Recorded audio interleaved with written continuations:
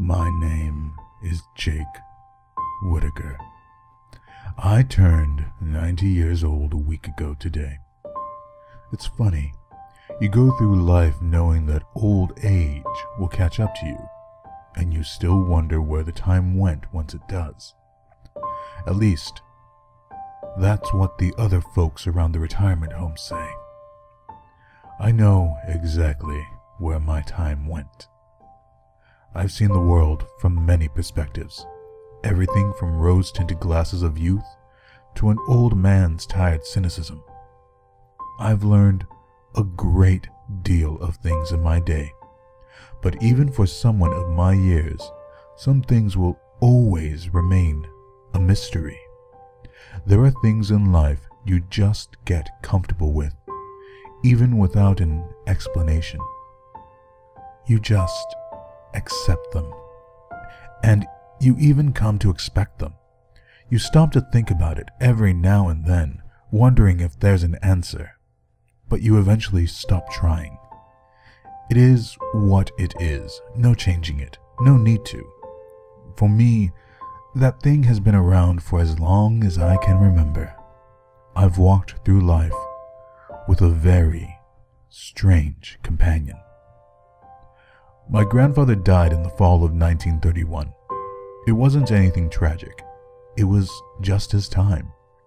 He survived until he eventually became senile. His life was already over as far as I was concerned. Sure, I was sad to see him go, just the same as any other little boy would be. But I watched him fade away, and I knew he wasn't my grandfather anymore. He just wasn't in there. He was gone. So I didn't cry at his funeral. I had done plenty of that once I realized he had forgotten my name. I just said my goodbyes and washed my hands of it. I did a lot of remembering though. I remembered all of the things about him that mattered to me. I remembered all the quarters that he pulled from behind my ear, all the walks in the park, and the short games of catch before he'd start complaining about back pain. You know, the simple things that made him my grandpa. I especially remembered his stories. He had a million of them, most of them far-fetched and funny, and all punctuated with his own laughter. He liked to think that he was the next Mark Twain, but he wasn't as witty as all that. He was just a silly old codger. Still, we all liked to listen to him ramble on, and that was enough for him. The stories I recall most, though, were not the silly anecdotes. In fact, they weren't even stories. Not really.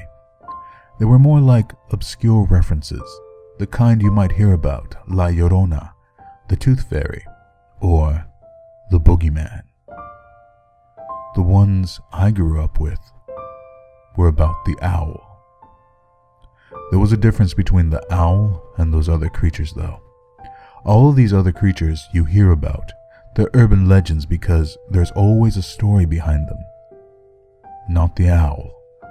Grandpa never told us what the owl was, where it came from, or what it did. The owl was just the owl. The references were never consistent either. We didn't know if we were supposed to fear it or feel safe because of it. One night, he'd tell us not to be afraid of monsters under the bed because the owl would keep them away. Another day, he'd tell us not to tell fibs or eat candy before dinner because the owl was watching. My older brother, Jeffrey, who passed away 5 years ago, God rest his soul, stopped believing in the owl after Grandpa died. He just wrote it off as another of the old man's tall tales. I believed, though.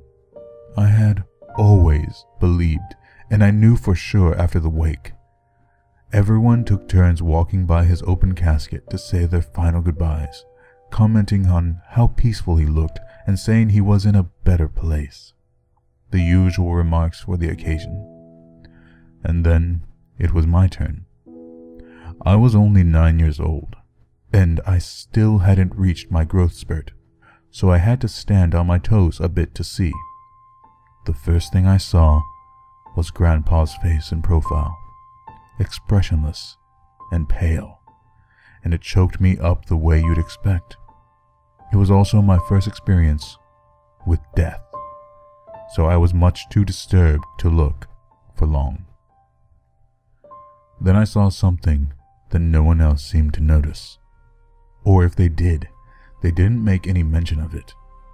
It was tucked away discreetly between the sleeve of his coat and the casket's white silk lining, protruding no more than an inch between them, just enough to grab my attention.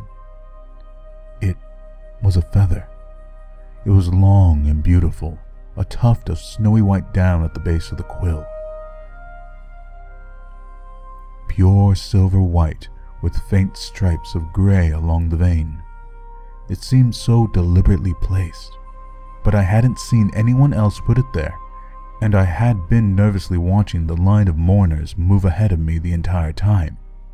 I almost reached for it, but I knew it wouldn't be proper. For a moment, I forgot about my grandpa. The feather was all I could see, and I felt numb.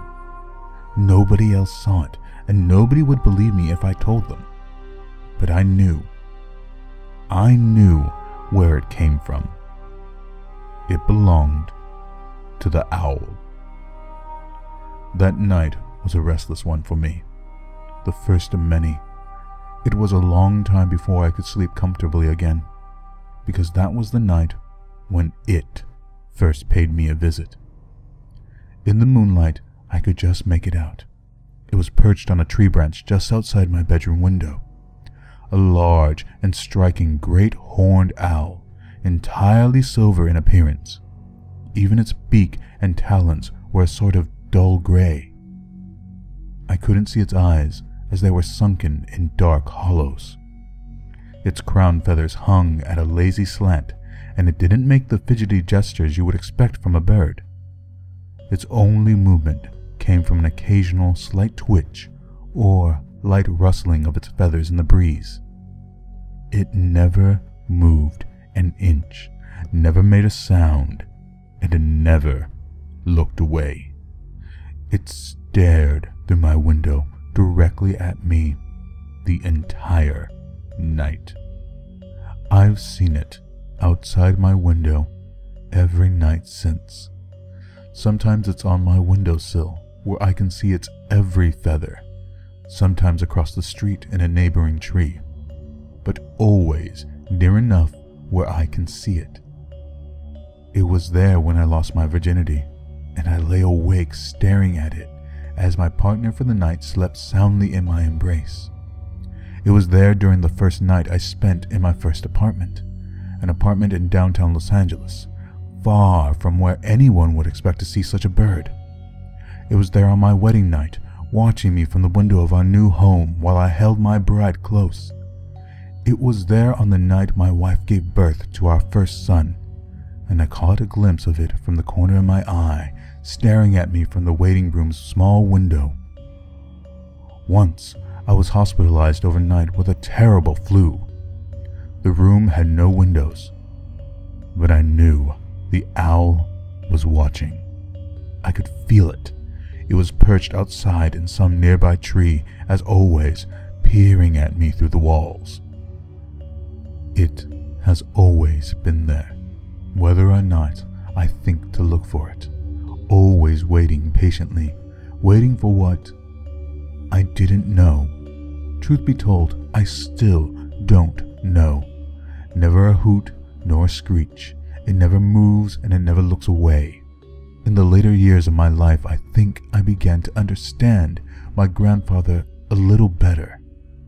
I understood why he told us those stories, why he tried to make us believe in the owl. I found myself doing the same for my grandchildren. He must have believed, just as I had, that he wouldn't have to feel so alone if someone else knew. It was a quiet call for help. I can't tell you how much sleep I've lost to the dreadful sight of the owl over the years, but I eventually learned to cope. The thing about being haunted is that you adjust to it, but you never really get used to it. Does that make sense?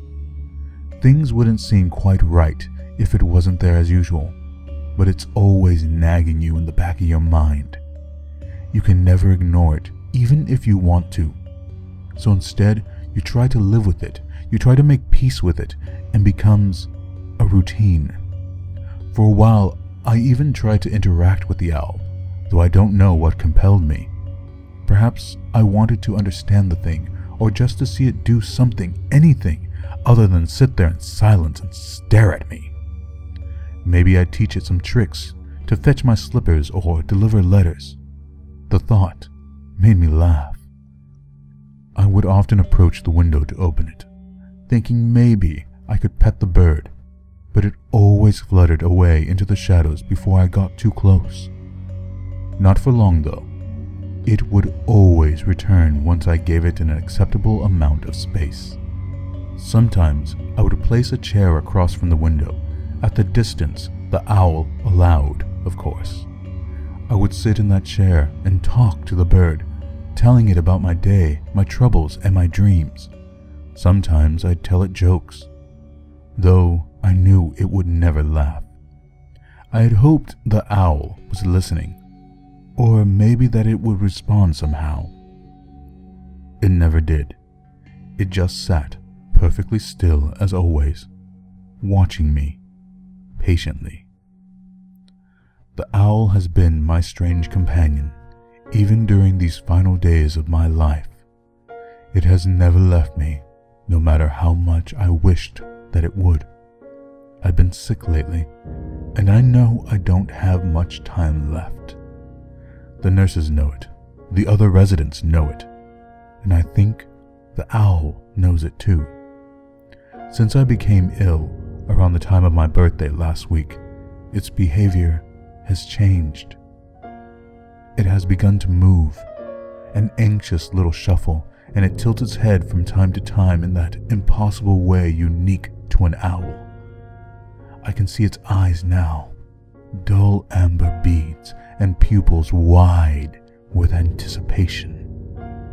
I think I've even seen it smiling, if you can imagine an owl's lipless version of the expression. I dare not imagine what it means, though I think I can guess. I can see it outside my window even as I write this story. I sat down at this table to tie up any loose ends, to go over my last will and testament one more time, and maybe write a few letters to loved ones before I lose the chance. Instead, I chose to write about the owl. I just want someone, even if only one person, to know the truth. In the end, I only have one question on my mind. Will someone find the feather in my casket too? I hope it isn't my grandson. I hope he didn't believe the stories. Or he may be the owl's next obsession.